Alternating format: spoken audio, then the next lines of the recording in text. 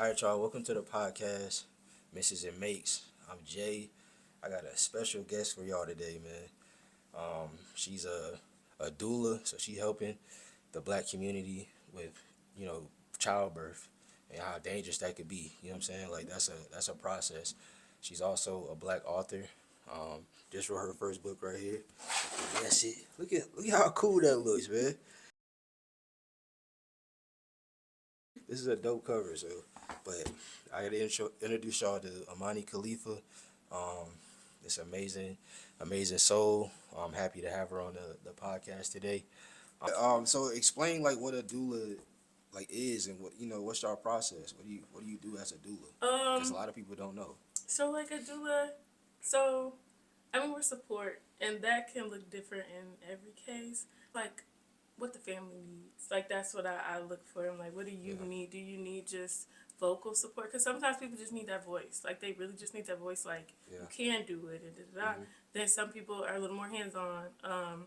Some people like to free birth, which would be like no doctors at home. So then of course you want, like sometimes they want somebody who just knows, like at least something. Yeah, you know. You know something. You don't want to just be at home, and that's a strange time to be like, wait, is this normal? So let me get a doula real fast. Though. So it's like that you start parenting while you're pregnant. Like don't wait. So take it like you're protecting your baby now.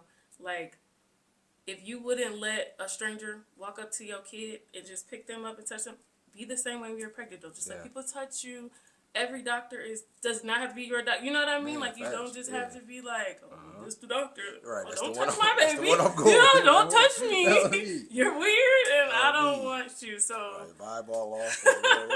I still gotta go with it. Like, no, you don't. And so it's a lot of like advocacy, really, and letting them know like you have rights. You got choices. Knowing your rights. If you're gonna go to the hospital, go in knowing your rights, and like just don't be. I'd say airheaded, but like don't be airheaded about it though. Really, because people they kind of make birth like a sickness sometimes, and it's just like I can't wait to be done. Like no, take those moments and use them. Like people are pregnant for that amount of time for a reason. So don't just be like, oh, I just don't want to be pregnant no more. Like no, I mean get to know your baby.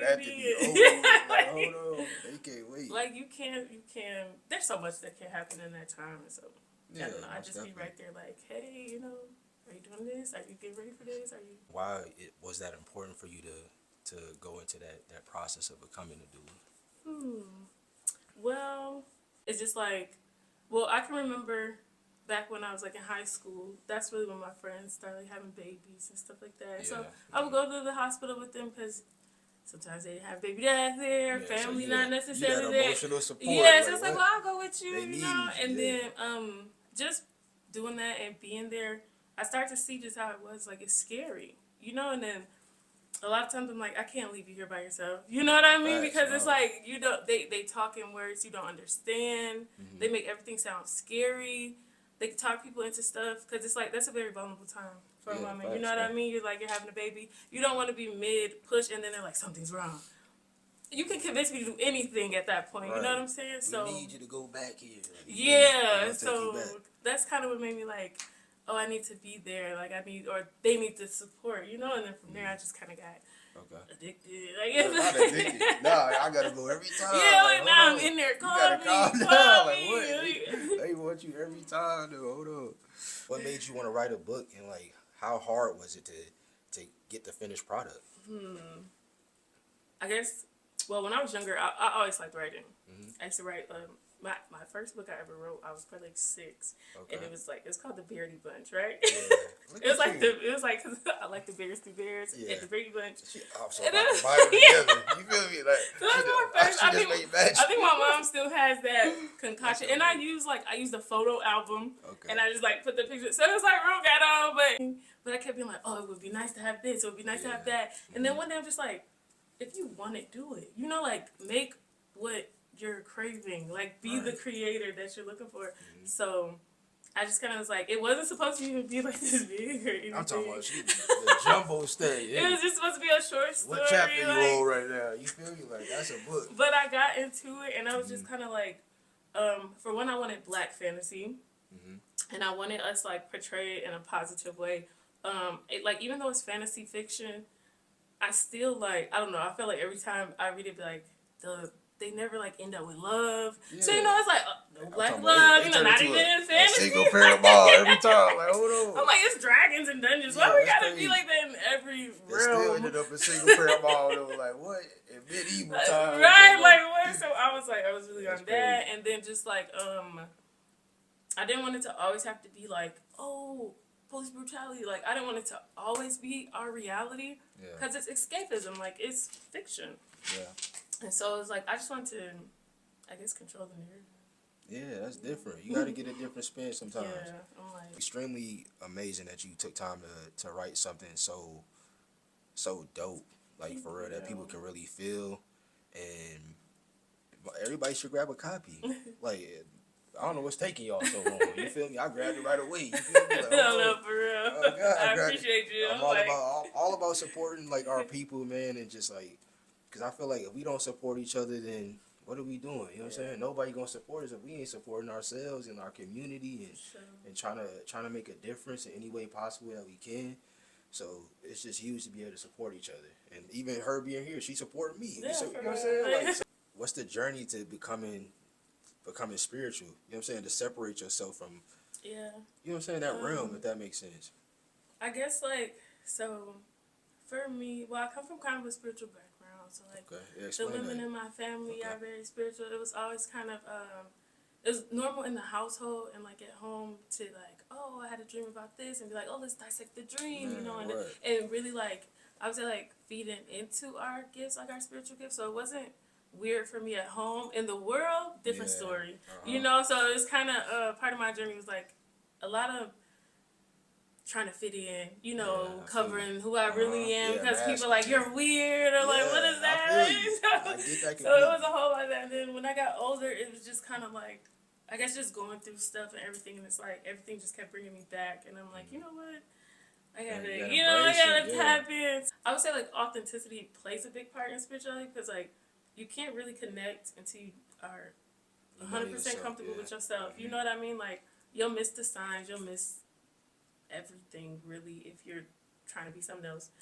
I know music played a big part. Like, a big part. I had to go through a phase where, like, I just couldn't listen to anything mainstream. Because it was like, And so, when I tried to go back to it, I realized, like, man, this is low vibration. You wasn't listening to WAP? It's just like... You wasn't listening to WAP, dude? Like, man, and then, like, it gets to the point, like, there's a whole nother world of music. People are just like, if you don't listen to this, what do you listen to? Right. And I'm like, music. Mm-hmm. You know, like, music, good music that speaks to my spirit, that uplifts me, that I can relate to, for one, because, like, I don't relate to selling drugs and killing, and I've never done it. So, like, why would I want to listen to that? Why would I put that in my psyche? Right. And so, like, but the same with eating and what I watch. Because it's like, I mean, I want to feed my body correctly, my mind, my soul, like, everything. It's like, you got to be way more aware of what you put into your mind. Because it's all about, like, the mind, body, soul alignment. Like, if my body off, my mind off. If my mind off, my soul is off. You know, if one thing is off, everything's off, really. And so it's like, and then also, like, I feel like the stomach, like, the gut is just another brain. Yeah. So if I'm feeding my gut poison, toxins, then that's going to go to my brain. And I wonder, like, oh, why am I so depressed? Why can't I tap in? Why can't I? And it's like, you got to align all of that, you know what I'm saying? That's so wild, though, and I totally agree. Like, it all goes hand in hand, right? The music we listen to, you know, kind of can piece together how we operate through life. You know what I'm saying? And same thing with what we eat, right? But, like, what would be a good first step for people to get into that process of trying to be healthier, like, mentally, physically, you know what I'm saying? All that. I would say you got to have your why. Like, know your why. So, even when I changed what I was eating and listening to and everything, it was all at different times. Yeah. And I couldn't do it unless I really had my why and really wanted to. Like, the first thing I ever put down was McDonald's, right? And this was in, like, high school. Me and my brother and my mom. I think my mom's there. I'm not sure. But I know it's me and my brother for sure. We had McDonald's, and we left the burger in the garage, right, for 30 days.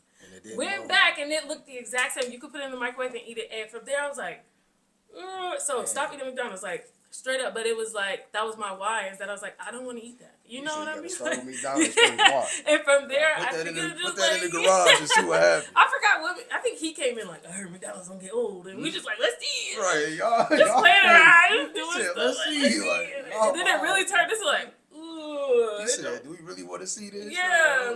But from there, I realized like, first of all, nobody else can convince me.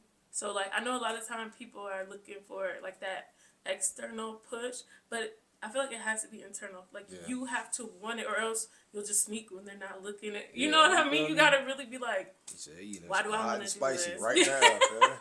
Did you learn from that video? It was in there for 30 days, and they don't care. They turn that stuff up.